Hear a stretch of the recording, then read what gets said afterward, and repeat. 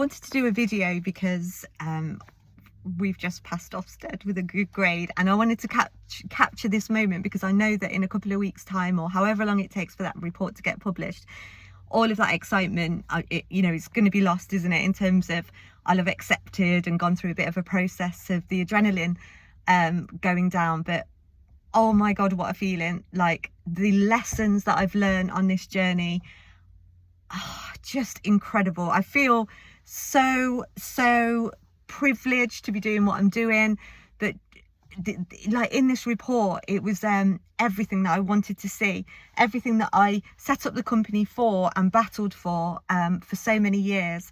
And just to get their feedback in terms of, this is changing lives, this is good provision, this has got outstanding features, prestigious partners, just so many things. I can't even think what they said, all the things, but it was just incredible. It was incredible. And I can see now, from having spent a week in inspection, which is like 98% of your provision being inspected, the most stressful experience of my life, I can see now why people get annoyed with me, because I'm this passionate founder and actually I want to achieve the world, and quality wise, that's not realistic, and you've got measures and achievement rates.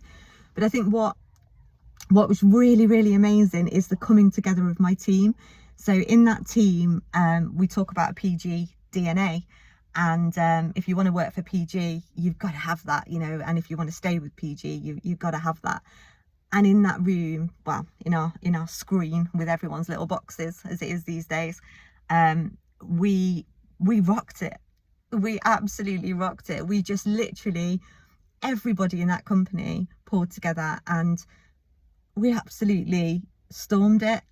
And the relationships that have come from that, for whatever reason, I returned to the business and I was a bit nervous about doing that. And the feedback that came back, which is the one thing that just hits home for me and my why for starting the business, is in my employers, my partners, my employers that have taken apprentices from us in the past, or come on program themselves, or had staff that have trained with us, and they were asked the question, why do you keep coming back to Primary Goal?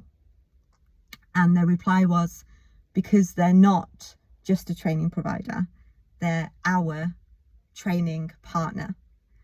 And if I've got an issue with recruitment or careers guidance, or I want an apprentice, or I want some staff development in digital, I'll call Louise or one of her team. And oh my God, guys, I'm so proud of that. That's my why.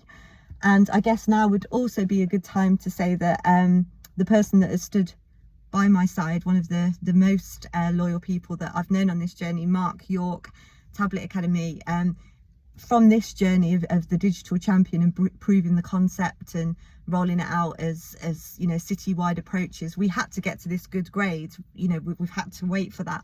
But Mark and I had seen a need on that journey, and there's so many people in poverty out there. There's so many people struggling, people that can't afford school uniforms, people that can't afford to eat when they get home, or just basically everything is difficult. And we've got a new charity which was approved a couple of weeks ago.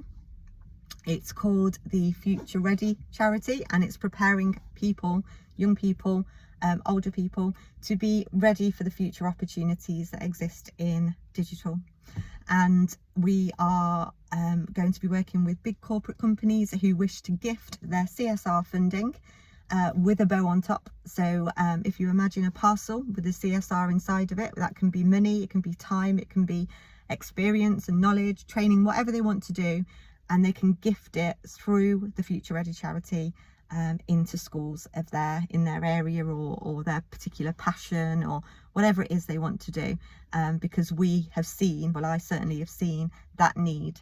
And last Christmas, all of the schools in Coventry lost all of their funding over the Christmas break for free school meals. So that's like a holiday fund where they were getting paid to have a dinner over the Christmas period. And all of the funding got pulled by the council, which was tragic anyway.